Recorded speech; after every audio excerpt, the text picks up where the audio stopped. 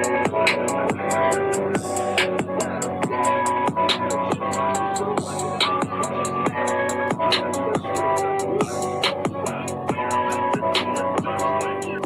the goddamn button. Push the goddamn button.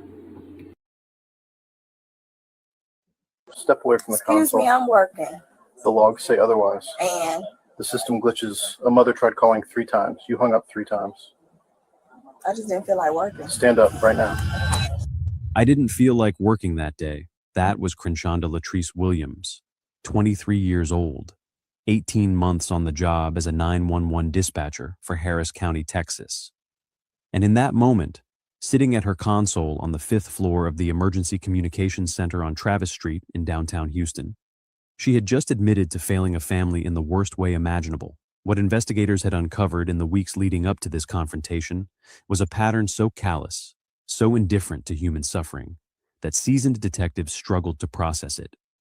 47 emergency calls over 10 months, medical emergencies, domestic violence, car accidents on I-10 and the Katy Freeway, each one answered by Crenshonda Williams, each one disconnected within seconds. But it was the Williams calls, 3 desperate pleas from a mother trying to save her 4-month-old son, that would send this case to trial, to national news, and ultimately to a prison cell in Gatesville, Texas. 18 months in state prison. A $1.4 million settlement paid by Harris County taxpayers. And a mother who will never stop asking why her son never had a chance. Yeah, this shit about to get nasty. This is about to get nasty. This is my first time watching this all the way through. I saw the clip on Twitter. And I'm like, no way. But already you telling me taxpayers that are responsible for some shit that they didn't have nothing to do with. We really got to come out of pocket for this. Oh, this is just the beginning. I ain't heard nothing yet. Hold up. Because someone couldn't be bothered to do her job. Before we continue, have you ever called 911 and wondered if someone was actually listening? Let us know in the comments. And if you haven't already, subscribe to this channel. Crenshonda Latrice Williams was born in March 1999 in 3rd Ward, Houston.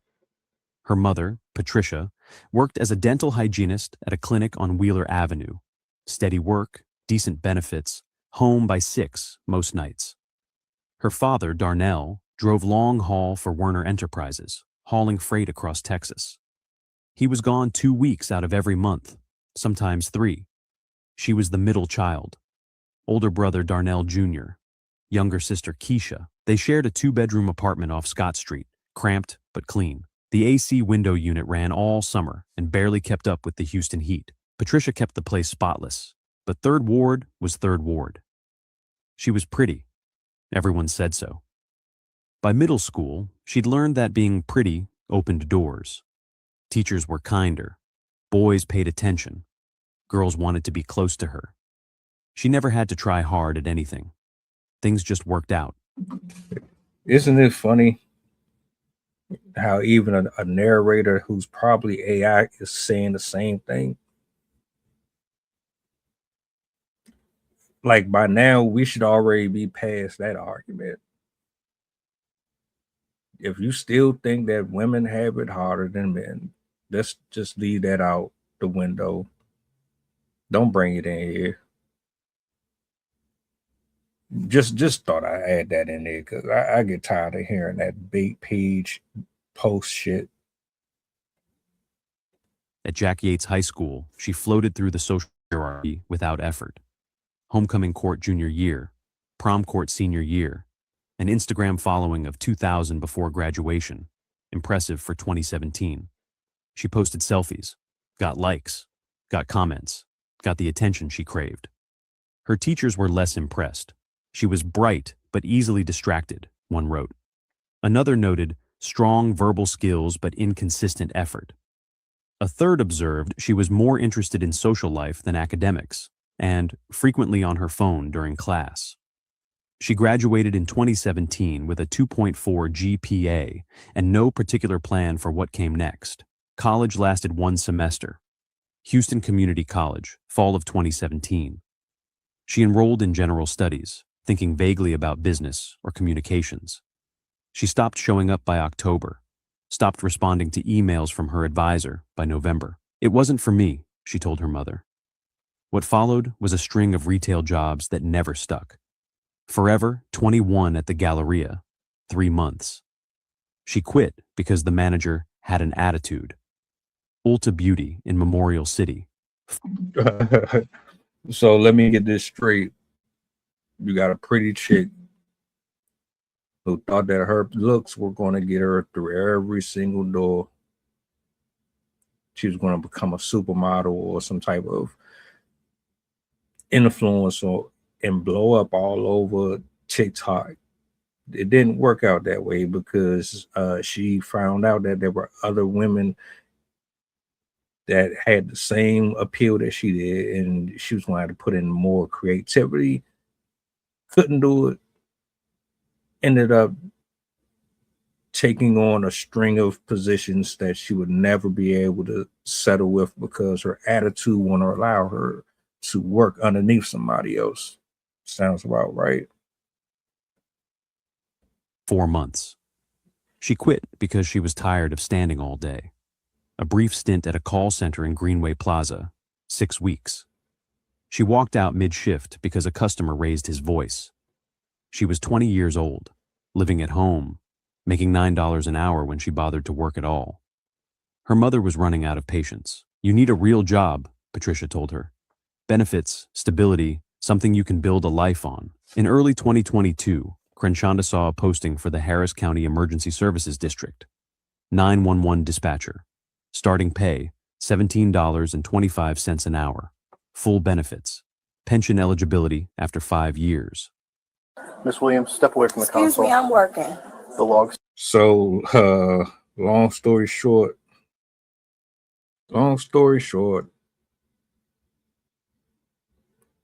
someone loses their life due to the fact that she didn't want to do her job.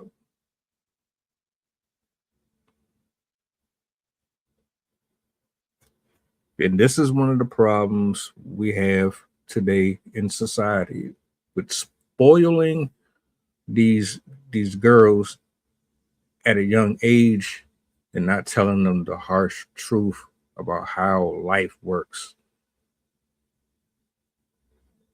Privilege is only awarded to those who earn it. Don't matter how good you look. If you can't do anything with it, you just another face walking up and down these sidewalks. So y'all spoiled her in the comment section. Y'all kissed her feet. You confessed your undying love to her. She got big-headed and thought that she could take that same attitude everywhere she went, and it all cost somebody their life because she didn't want to be no fucking dispatcher. That wasn't her goal. She doesn't want to work. She wants to be Cardi B, Sexy Red, She wants that easy lifestyle. She wants grapes fed to her. Instead, she gets 18 months, which is not long enough as far as I'm concerned. And I'm more irritated at the fact that they didn't focus more or less on the actual family that was subsequently going to be suffering from this whole situation. Did y'all not check her work history? Y'all just hired her? Are you just hiring anyone? My condolences to the family, but like, come on, man. This is what happened when you don't make people work for shit. You just give them whatever.